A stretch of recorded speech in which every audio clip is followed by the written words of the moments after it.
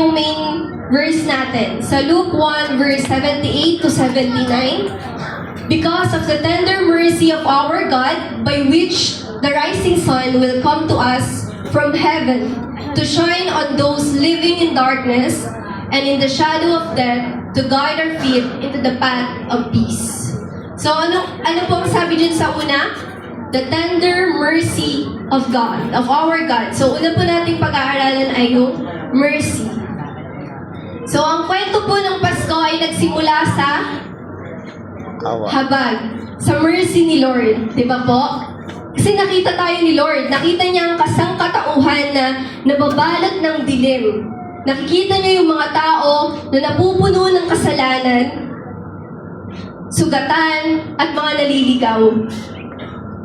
At sa totoo lang po, kung titingnan natin, tayo ay kaaway ng Diyos. We are enemies of God kasi ginagawa natin yung mga bagay na hindi kalugod-lugod sa Kanya. Ginagawa natin yung mga bagay na taliwas sa kung anong sinasabi ng Kanyang mga salita. Pero sa halip na talikuran o pabayaan tayo ng Panginoon, ano po ang ginawa ni Lord? By His mercy, bumaba siya sa lupa, ibinigay niya sa atin si Jesus para tayo ay maligtas.